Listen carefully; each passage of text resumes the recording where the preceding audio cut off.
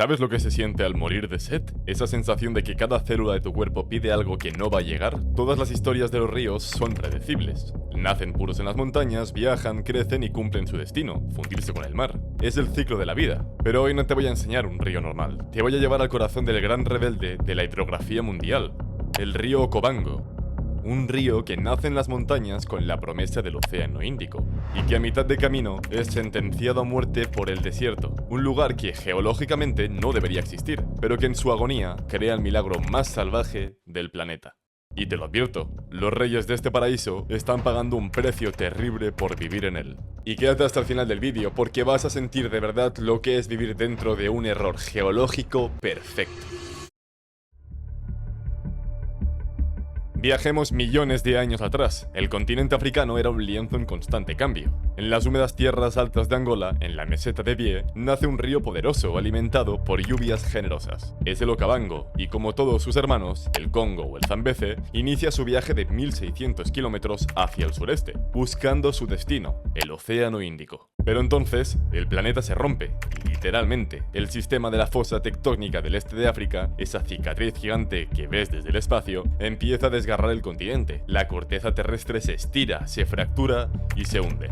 Y justo en la ruta del río, la tierra colapsa. No es un cañón, es lo contrario. Se crea una depresión enorme, una palangana gigante y plana, la cuenca del Kalahari. Pero la trampa no está completa, faltaba el muro. Hace unos 2 millones de años, un último temblor levanta una pequeña cresta de tierra de apenas unos metros de altura. Una falla geológica conocida hoy como la falla de Zamalacane. Porque imagínatelo, el Okavango, cargado con la fuerza de miles de kilómetros, llega a lo que hoy es Botsuana. Se topa con ese muro invisible, frena. La pendiente que lo llevaba al mar, de repente, se ha invertido. No tiene a dónde ir, por lo tanto hace lo único que puede hacer, se rinde, se desborda. Cierra los ojos e imagina esto, tú eres el río, llegas al desierto, el sol del Kalahari te golpea con 40 grados, es un horno. La arena insaciable empieza a beberte, oyes el siseo de millones de litros de agua evaporándose al instante. El 96% del agua que traes se va a perder así, en un susurro de vapor. El resto, ese pequeño 4%, se infiltra en el subsuelo, desapareciendo para siempre en los acuíferos. El gran río Okavango, que había comenzado su viaje con la promesa del océano, termina su existencia aquí. Muere de sed, pero en esa agonía, en ese sacrificio, crea un oasis de 22.000 kilómetros cuadrados en medio del lugar más seco. Un humedal en un desierto, un error geológico. Un capricho que se convertirá en el escenario de la mayor concentración de vida del planeta. Y ahora viene la verdadera magia, el río muere, pero tiene un pulso. Las lluvias que caen en Angola en enero y febrero tardan un mes solo en cruzar la frontera de Namibia y luego inician un viaje increíblemente lento, de 4 meses más, a través del delta. El agua de la inundación llega al corazón del delta en junio, julio y agosto, que es la estación seca de Botsuana, el momento más frío y árido, cuando no ha caído una gota de lluvia en meses. El milagro se repite cada año, el agua llega desde 1200 kilómetros de distancia, justo cuando más se necesita. El pulso del Okavango late a contratiempo, y es esa paradoja la que permite que la vida aquí explote. Y ok, consejo de amigo, si quieres venir tienes que entender esta paradoja. La gente piensa que África es igual a calor, pero si quieres venir a Okavango, la mejor época del año es de junio a septiembre, que es el invierno austral. El delta está inundado y espectacular, los animales se concentran, pero por las mañanas hace un frío que pela. Estamos hablando de 5 grados centígrados. Con el escenario ya creado, por la geología y el pulso del agua establecido, la vida no tardó en responder. En la aridez del Kalahari, donde la supervivencia es una lucha diaria contra la sed, el nuevo delta era un santuario, un imán biológico, pero este necesitaba arquitectos. Y no fueron los dioses, fueron las termitas. Sí, como lo oyes. ¿Ves esas miles de islas que salpican el delta? Esas que parecen perfectamente redondas, no las hizo el río. Las empezaron unas obreras diminutas, las termitas macrotherms. Para escapar de la inundación empiezan a construir sus montículos, siempre hacia arriba. Usan su saliva y arcilla para crear catedrales de cemento que pueden tener metros de altura. Cuando llega la crecida, esos montículos son las únicas parcelas de tierra seca. Son arcas de Noé en miniatura. Y entonces llega el promotor inmobiliario, el elefante. Los elefantes aman los frutos de la palmera y faén, se los comen. Y mientras caminan por el delta, buscan esos montículos de termitas secos para descansar y para, bueno, ir al baño. Dejan las semillas de la palmera perfectamente escarificadas por sus ácidos estomacales, junto con una dosis gigantesca de abono premium de primera calidad. Las palmeras echan raíces en el montículo. Sus raíces ayudan a fijar la tierra, el viento trae otras semillas y así un archipiélago entero nace, construido por insectos, fertilizado por paquidermos y financiado por la gravedad. Es la inmobiliaria versión sabana, versión natural. Pero hay más trabajadores, hay arquitectos, los hipopótamos. De día se refugian en el agua, de noche salen a comer y siguen siempre la misma ruta. Durante décadas, sus cuerpos de 1500 kilos actúan como excavadoras biológicas, creando y manteniendo abiertos los canales de aguas profundas que tú y yo usaremos para navegar. El escenario está listo y ahora llegan los inquilinos, pero para vivir aquí no puedes ser un herbívoro cualquiera, necesitas extras. Ahí tienes al antílope lechwe. Ese antílope rubio que parece ir en vaqueros remangados, fíjate en sus patas. Llevan 4x4 de fábrica, pezuñas largas, anchas y separadas, especiales para no hundirse en el barro. Y como si fuera poco, su pelaje es hidrorrepelente. Van con chubasquero incorporado, corren por el agua salpicando como niños, mientras a sus depredadores les entra agua en las zapatillas. Suscríbete al canal si a ti también te gustaría viajar a ese rincón mágico de África. Pero el lechwe es un principiante comparado con el verdadero fantasma del delta, el sitatunga. Este es el antílope más acuático del mundo. Sus pezuñas son tan largas y curvadas que le cuesta caminar en tierra firme, pero en el pantano es un prodigio. Y si se siente amenazado, no huye, simplemente se hunde. Se sumerge lentamente bajo el agua, dejando solo la punta de la nariz entre los papilos para respirar. Es un submarino con cuernos. Con la vegetación, los arquitectos y los herbívoros especializados, la mesa estaba servida. Y los comensales más exigentes de África no tardaron en llegar. Los leopardos, príncipes de la cautela, los licaones o perros salvajes, los depredadores más amenazados del continente. Los leones del Okavango encontraron un territorio rico en caza, reclamaron su dominio y se convirtieron en la cúspide de este nuevo Edén. Durante un tiempo la vida en el paraíso fue buena, pero los leones no sabían que la misma inundación que traía la vida les había tendido una trampa mortal.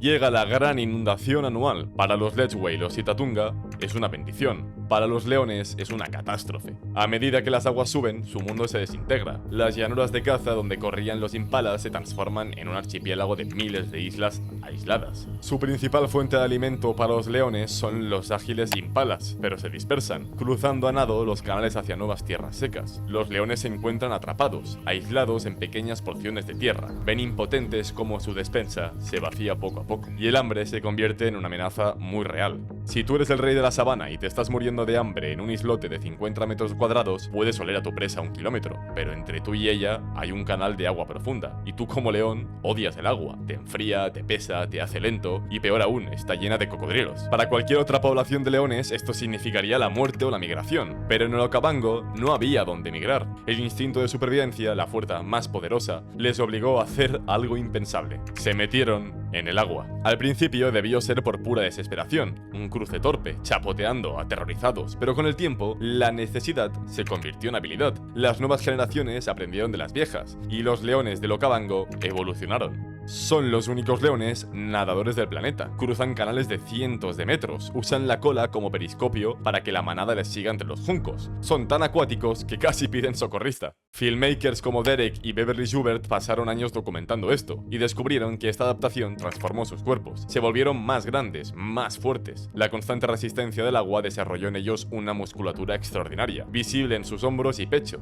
Se convirtieron en una subpoblación legendaria, superdepredadores anfibios. ¿Has visitado este río u otras zonas preciosas de África? Déjamelo en los comentarios y entre todos descubriremos nuevas joyas para visitar. Si Hollywood rueda tiburón versión sabana, estos son los protagonistas, sin duda. Menos aleta y más melena. Y con su nuevo dominio sobre el agua, su dieta también cambió. Ya no dependían de los impalas, ahora podían cazar dentro del agua y pusieron su mira en un objetivo más grande, más lento en el pantano, pero infinitamente más peligroso: el búfalo negro. Y si quieres ir de viaje tienes que saber esto, porque hay dos formas de moverse. Está el safari seco en 4x4 que se hace en las islas grandes como Chef's Island. Ahí es donde verás estas cacerías de leones y la fauna de la sabana. Pero luego está el safari húmedo, y esto, amigo mío, es pura magia. Te subes a un mokoro, la canoa tradicional. Antes las tallaban de troncos de ébano o kigelia, el árbol de las salchichas. Pero hoy, para proteger los árboles, la mayoría son de fibra de vidrio. Mismo silencio y cero talas, mucho mejor. Y no hay motor, el único sonido es el plop del ngashi, la pértiga, de tu guía hundiéndose en el agua. Te deslizas a ras de los nenúfares, ves las ranas diminutas, las libélulas, pasas junto a un elefante comiendo papiros y ni se inmuta. Es la experiencia más zen y a la vez más emocionante de África. Nos situamos en la región de Chiefs Island, la isla más grande del delta, el campo de batalla. Aquí las manadas de búfalos pueden superar el 1.000.000 de individuos. Para los leones es un supermercado andante. Pero cazar a un búfalo no es cazar a un ñu. Un búfalo es una tonelada de músculo, mal genio y cuernos que te pueden atravesar de lado a lado. Y lo más importante, tienen memoria y no perdonan. La solución de los leones, cazar búfalos, se convirtió en su nuevo problema y desató una guerra que define el Okavango. Las leonas, que casi siempre son ellas las que cazan, se deslizan por el canal usando los juncos como cobertura, nadan en silencio, a favor del viento, y emergen del agua como comandos. Y entonces la explosión. Varias leonas saltan sobre la espalda de un búfalo, le clavan las garras, intentan morder la columna para paralizarlo. Otras intentan asfixiarlo por la garganta. Es una batalla de fuerza bruta que puede durar horas. Pero la presa pesa una tonelada y no está sola. A diferencia de una cebra, el resto de la manada de búfalos no siempre huye. A menudo, en un acto de furia colectiva, se dan la vuelta y cargan. Imagina una muralla de cuernos y 1.000 kilos de peso multiplicada por cientos, embistiendo a los cazadores para salvar a su compañero. Los leones tienen que soltar a su presa y huir para salvar la vida. La consecuencia de esta guerra es tan inesperada como brutal. Los biólogos que estudiaban la zona descubrieron una verdad impactante. La población de leones de Chiefs Island, los más fuertes y especializados, estaba disminuyendo. Sufrían heridas terribles, costillas rotas por las patadas, órganos perforados por los cuernos, patas traseras aplastadas por las pezuñas. La tasa de mortalidad en estas cacerías era altísima. Su audaz solución para sobrevivir los estaba llevando lentamente a la extinción. ¡Qué ironía! Estaban siendo aniquilados por su propia comida. El paraíso volvía a demostrar que su belleza reside en su crueldad, en un equilibrio perfecto forjado a través de la vida y de la muerte. Mientras los animales libraban sus batallas evolutivas, una nueva presencia comenzó a dejar su huella: el ser humano, nosotros. Los primeros en llegar fueron grupos como los Bayei o los Wayeyi, el pueblo del agua. No llegaron como conquistadores, comprendieron que para sobrevivir aquí no podían imponer sus reglas, sino que debían adaptarse a las del río. Fueron ellos quienes trajeron el mokoro desde el río Zambeze, convirtiéndose en los primeros navegantes del delta. Durante siglos vivieron de la pesca, la recolección de nenúfares y una agricultura a pequeña escala. Pero en el siglo XIX el mundo exterior llegó, el comercio de marfil, los cazadores y más tarde, en el siglo XX, la ganadería. Y aquí es donde el delta estuvo a punto de desaparecer para siempre. En toda África la historia es la misma: donde llega el ganado, desaparece la vida salvaje. Se levantan vallas que cortan las migraciones, se secan los ríos para regar pastos y los depredadores son envenenados para proteger a las vacas. El delta era la siguiente víctima. Pero el Okavango tenía un guardaespaldas, un guardián inesperado, diminuto y mortal: la mosca sesé. Sí, esta misma mosca que ves en pantalla, portadora de la trypanosemiasis, la enfermedad del sueño, o nagana en el ganado. Su presencia hizo que fuera imposible criar ganado a gran escala dentro del delta. Durante décadas, la mala leche de esta mosca mantuvo alejados los tractores, las cercas y las carreteras. La sesé fue, irónicamente, la mejor conversacionista del Okavango. Pero el verdadero cambio llegó en 1966. Botsuana se independiza. Es uno de los países más pobres del planeta, pero entonces descubren dos tesoros: diamantes bajo el suelo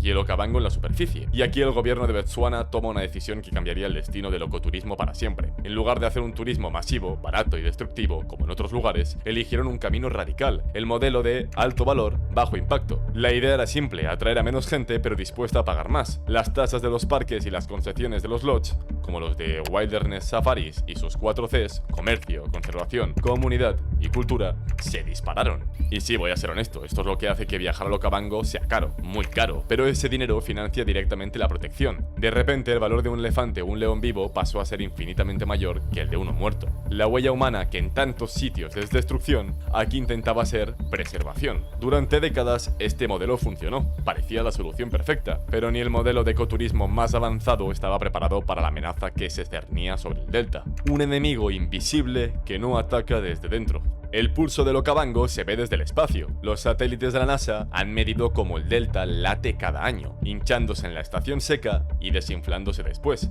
Es un cardiograma de agua en pleno Kalahari, pero últimamente ese pulso se está volviendo errático. La nueva amenaza no llegó con cazadores furtivos ni con manadas de ganado. Llegó con el aire, con el calor, con la ausencia de nubes. El cambio climático. un fantasma engendrado en nuestras ciudades, a miles de kilómetros de ahí. Las proyecciones para la región del Kalahari son nefastas, un calentamiento que duplica la media mundial, sequías cada vez más frecuentes, largas y severas. Y el delta es un sistema en el filo de la navaja, depende al 100% de las lluvias que caen en Angola. Si las lluvias fallan allí, el delta se muere de sed.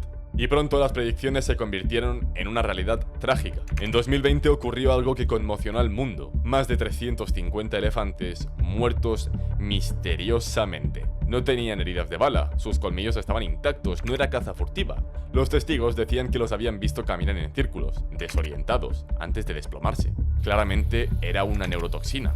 Tras meses de investigación, la conclusión fue aterradora. Los elefantes habían bebido agua de pozas estancadas, donde las cianobacterias tóxicas, algas verde-azuladas, habían proliferado de forma explosiva. La causa, una alteración climática extrema, una sequía récord en 2019 que secó las pozas, seguida de un 2020 inusualmente húmedo, creó las condiciones perfectas para este florecimiento letal. El cambio climático no solo estaba secando el delta, lo estaba envenenando. Y hay otra amenaza, una mucho más directa. El río Okavango es internacional y los países río arriba, Angola y Namibia, tienen planes para construir presas hidroeléctricas y proyectos de irrigación agrícola. Tienen derecho a desarrollarse, pero si ellos cierran el grifo para regar sus campos, el delta desaparece.